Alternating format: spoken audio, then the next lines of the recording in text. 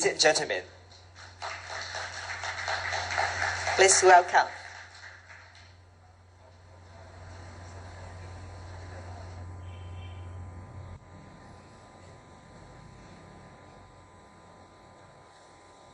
Very much for that introduction.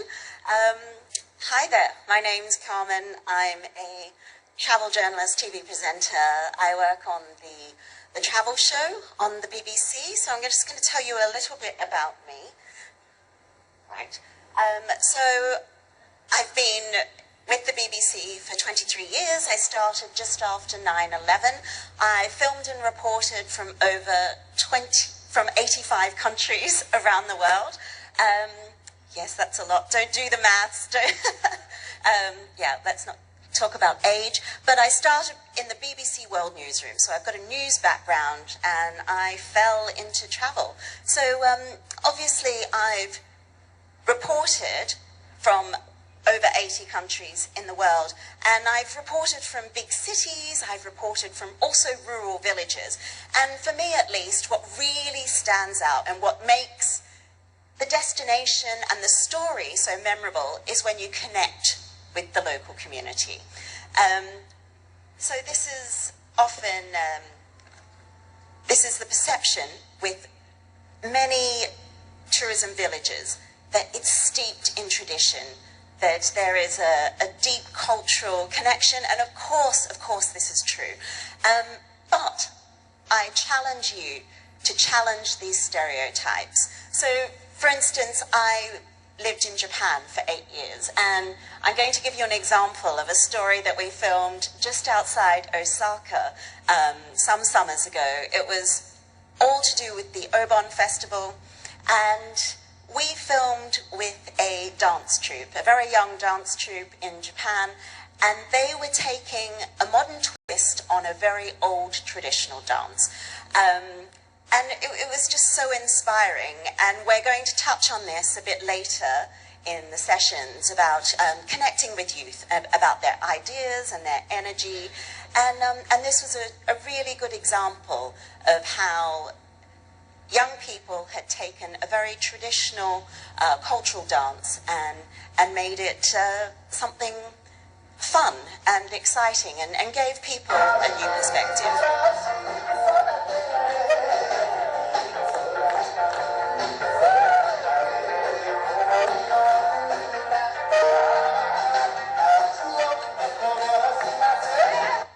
Okay, you don't need any more of me dancing, but just to let you know that I'm not that uncoordinated, but this was a really difficult dance to learn. And if you've been to a Matsuri in Japan, you'll know that a lot of people can take part, average tourists can take part in a bon dance, and it's a circular dance around the temple. But this was something new and unique, and when this story went out on the BBC, so many people had said to me, wow, that's something that we'd never thought before, that we'd never seen before.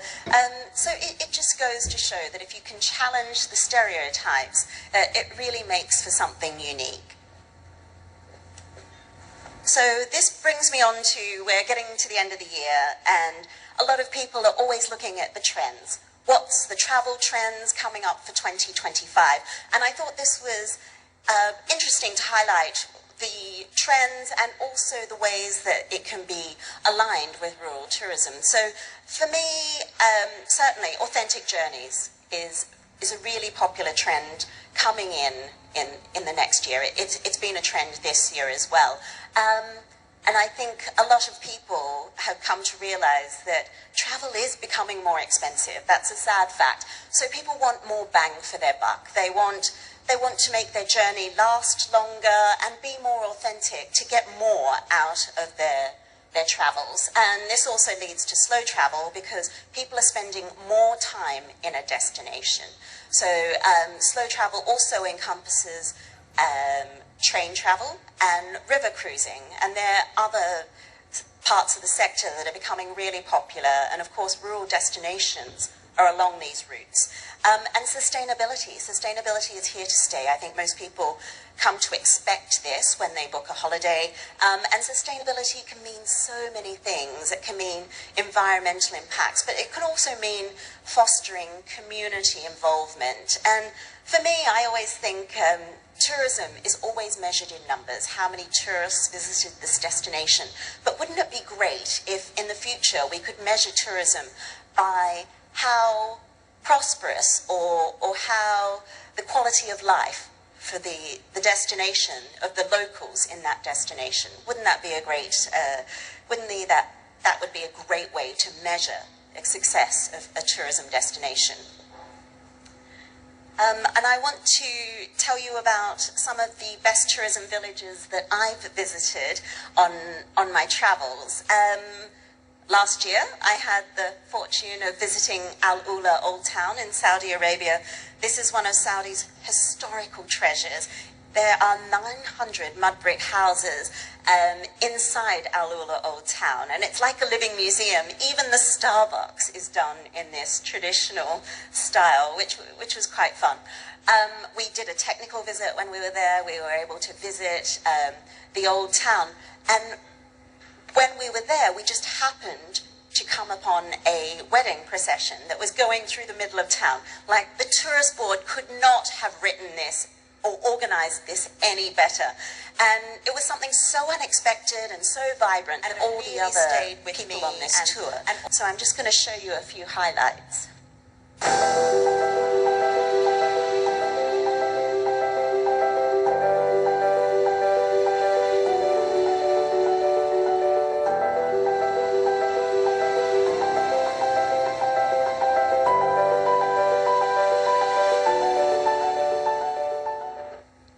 And you saw in that video, even the locals were there videoing it on their mobile phones, which I thought was just so fun. And it was really interesting how this was such an unexpected thing to see, and everyone was getting involved.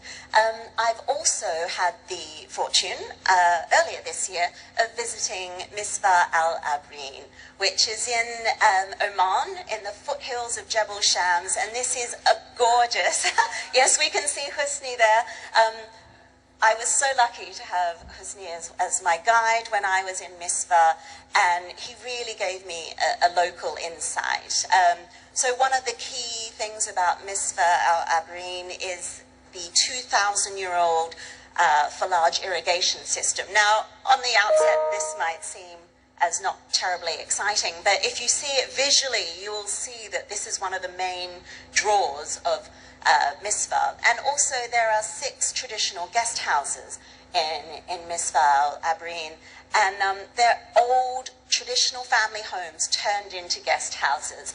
And one of them is Husni's family home. So let's hear what he has to say. Beit al-Beitain house is more than 500 years old. It was belonged to our grandfather.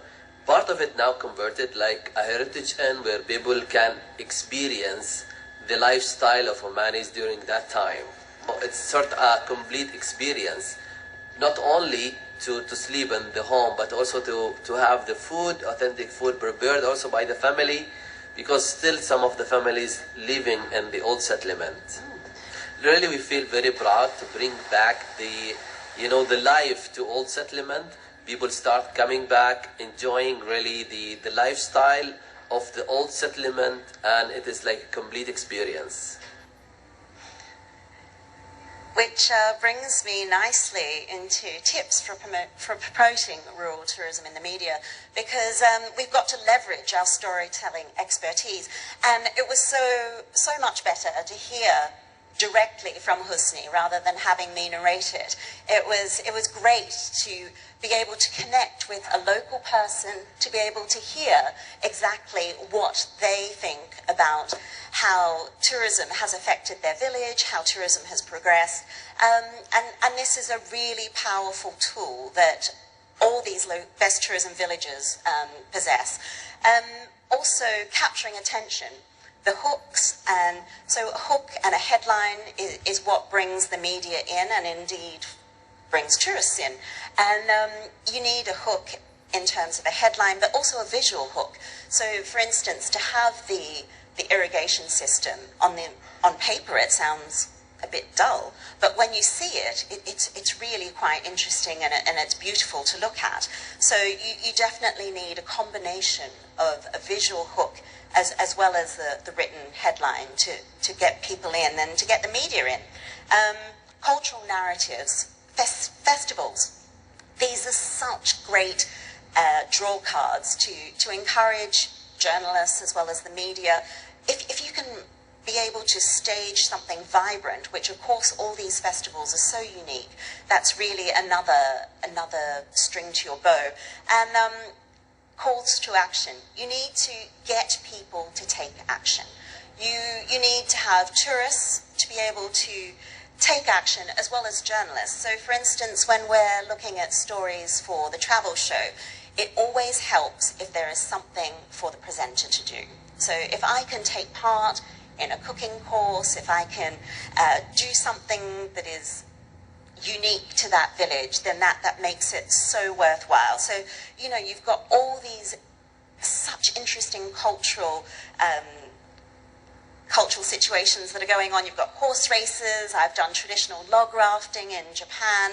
And food. Food is a real common denominator among so many people. Learn to make Omani bread that they've been making for thousands of years. How Vietnamese brew their coffee. Also sustainability efforts. You know, take part in a reforestation program. Learn traditional farming techniques. We saw on the videos earlier with the Vietnamese and how tourists are able to help water the fields with the watering cans, which is so unique and interesting that I've not seen elsewhere in the world. But also rural tourism. For me, I might not use rural tourism. I might use terminology like off the beaten track. What else? Village adventures or locals' best kept secret. Because at the end of the day, everyone wants that edge. Everyone wants to come back from their trip, their experience, to be able to have bragging rights, to say, I experienced something that you didn't. Sad but true. And you know, it's that one-upmanship that you're able to give. And if you are able to connect with a local person, to have that unique experience, this makes it so much richer. So at the end, my one takeaway for best tourism villages and rural tourism in general is to really invest in your people. Because at the end of the day, this is what the stories, this is where the unique stories and impressions, this is where they'll come from.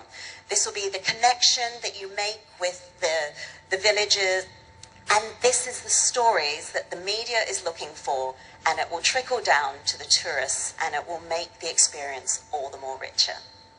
Thank you very much for listening.